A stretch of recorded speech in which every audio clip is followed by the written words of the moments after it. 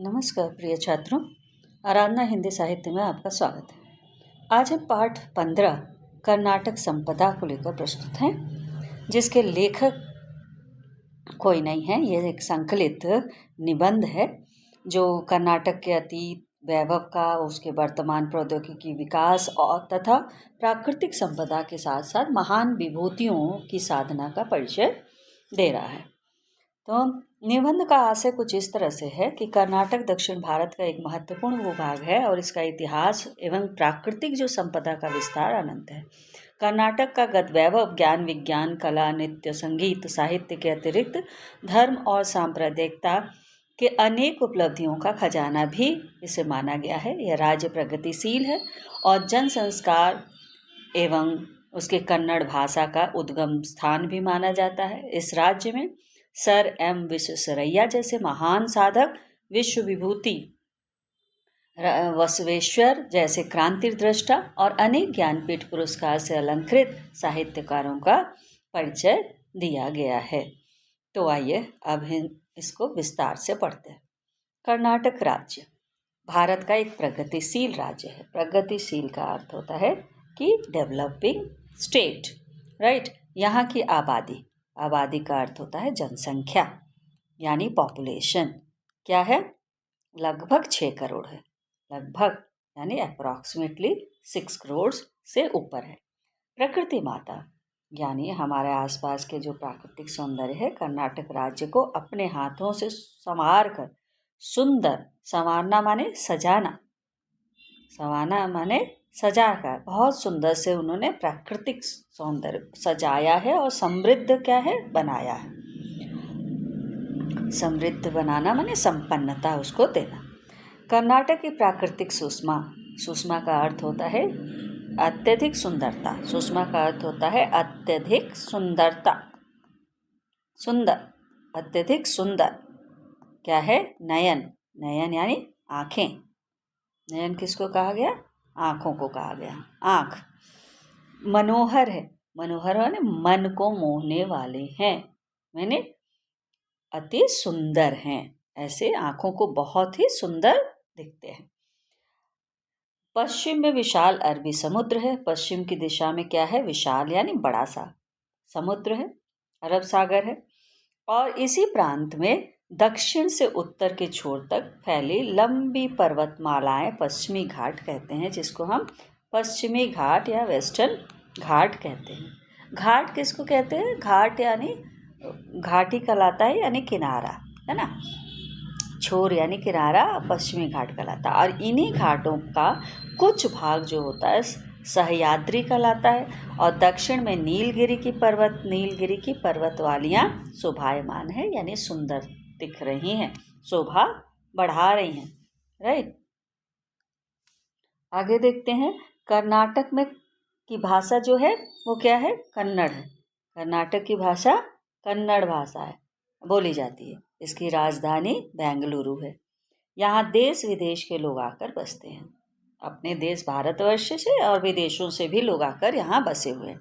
बेंगलुरु शिक्षा का ही नहीं, ये शिक्षा का तो केंद्र है ही, बल्कि बड़े बड़े उद्योग धंधों का भी केंद्र है। केंद्र माने सेंटर है।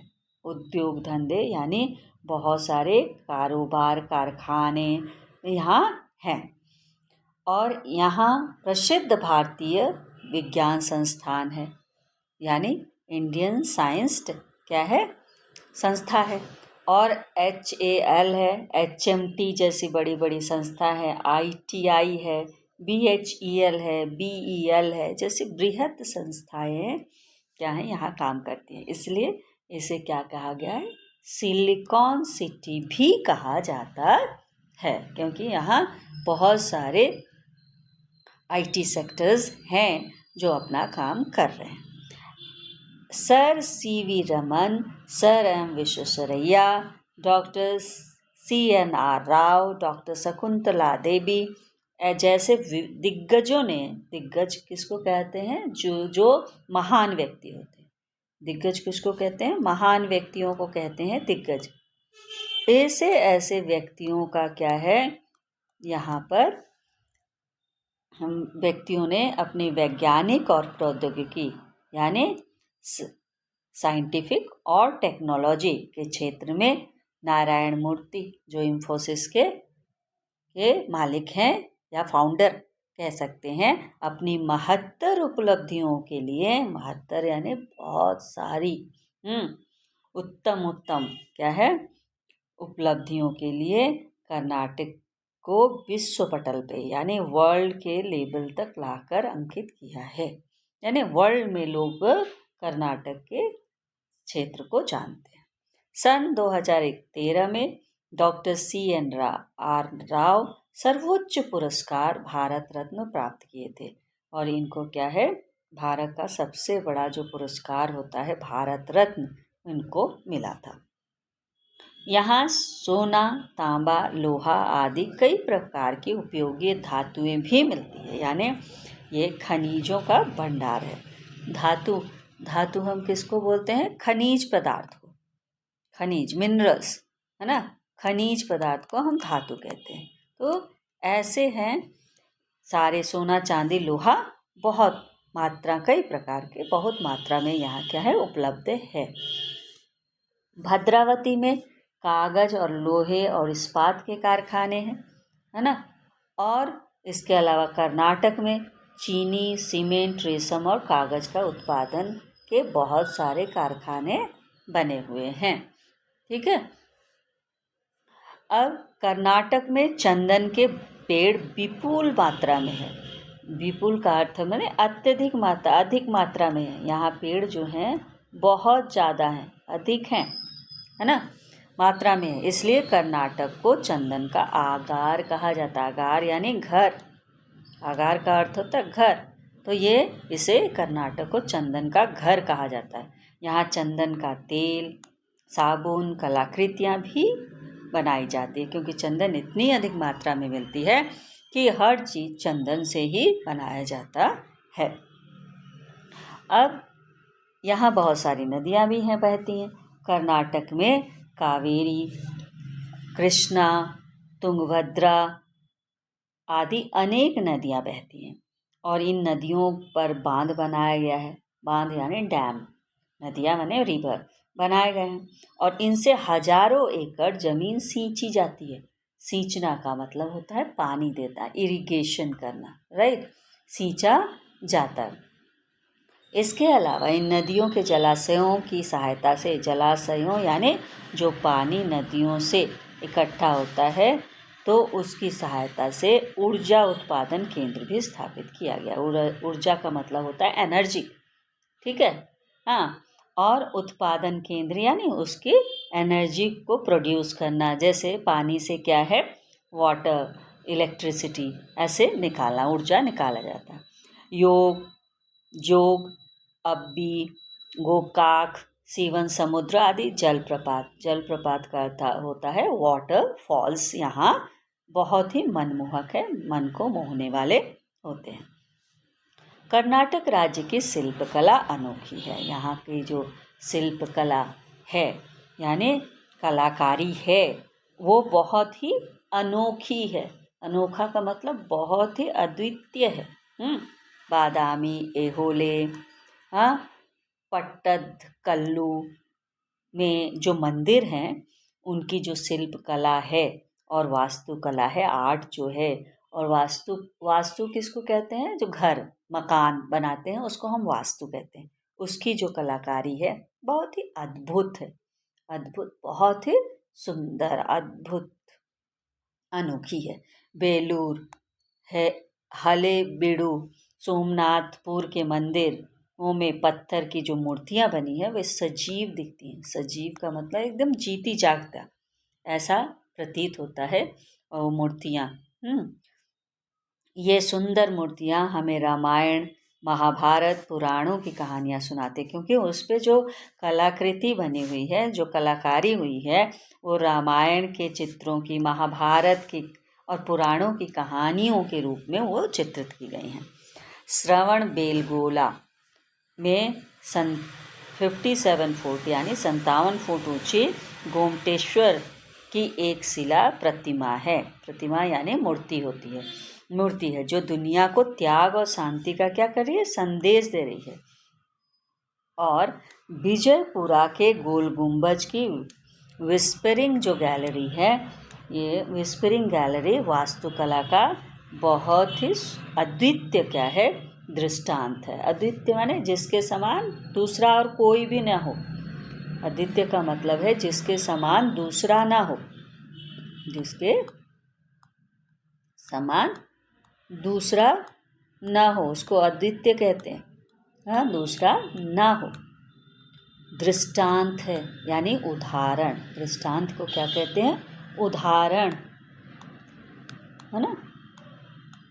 है मैसूरू का राजमहल कर्नाटक की वैभव का प्रतीक है। ये जो राजमहल है बहुत सुंदर है, वो उसकी वैभव को दिखाता है, उसके क्या है, व्यक्तित्व को पूरे कर्नाटक की जो सुंदरता है वो यहाँ प्रतीक होती है, यानी जान पड़ता है। प्रतीकों के माध्यम से ऐसा जान पड़ता है। प्राचीन saint Philomena church, Jagan Mohan Rajmahal art gallery का पुरातत्व वस्तु संग्रहालय भी अत्यंत क्या है, आकर्षणीय है, यानी आकर्षण का केंद्र है। राइट, ऐसा प्रतीक होता है। गंग, कदम, राष्ट्रकूट, चालुक्य, होयल्स, ओडेयर आदि जो राजवंश हैं यहाँ पे हुए हैं, तथा कृष्ण देवराय, मदकरी नायक, रानी अबक्का देवी, कित्तूरू चेन्नम्मा, टीपू सुल्तान, आदिल शाह जैसे शासक हुए हैं। शासक माने उन्होंने राज किया है।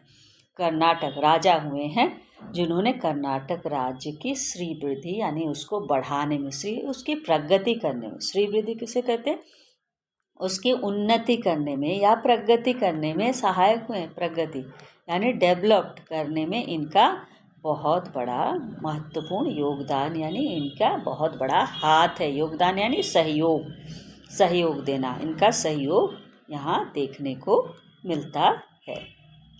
ठीक है।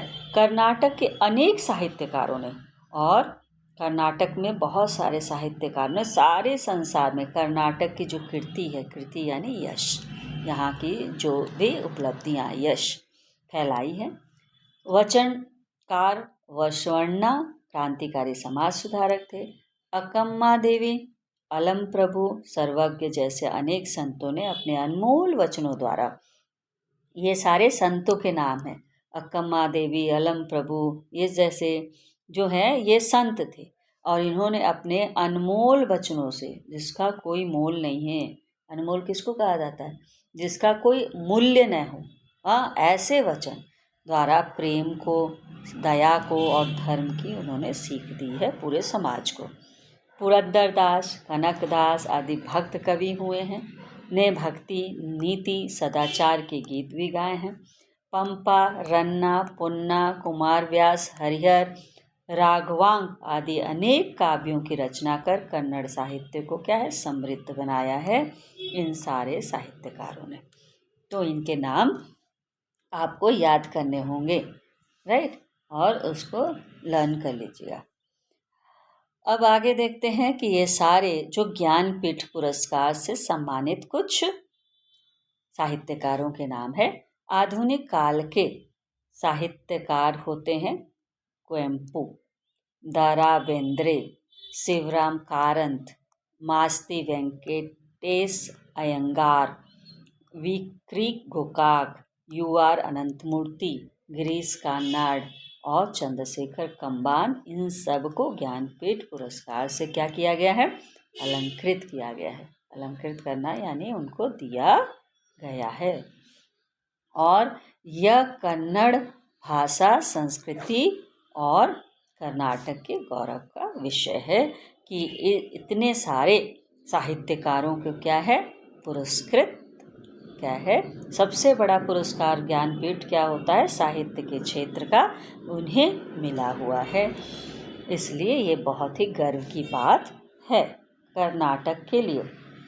पाठ का आशय है कि जननी जन्मभूमिश्च स्वर्गादपि करियसी। इसका अर्थ है जननी यानी माता, है ना, क्या है, जन्म देने वाली माता से भी अधिक भूमिश्च स्वर्गति, स्वर्ग भूमि को, जिस धरती पे हमने जन्म लिया उस भूमि हमें स्वर्ग के समान ऐसा प्रतीत होता है, यानी स्वर्ग से भी ऊपर। प्रत्येक व्यक्ति का अपनी जन्मभूमि से अनुराग यानी प्रेम और उस पर अभिमान करना यानी गर्व करना सहज है, यानी सरल है कि कर्नाटक हमारी जन्मभूमि है, इस पर हमें गर्व है।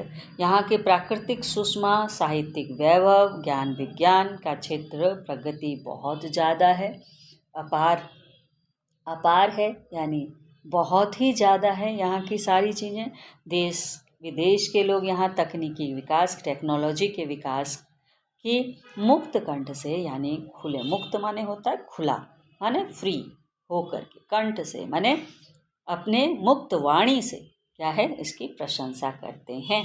और इस संदर्भ में प्रस्तुत पाठ अत्यंत ही प्रासंगिक और सार्थक प्रतीत होता है। तो विद्यार्थियों, ये पार्ट 15 कर्नाटक संपदा समझ में आई हो तो please like, subscribe and share. धन्यवाद।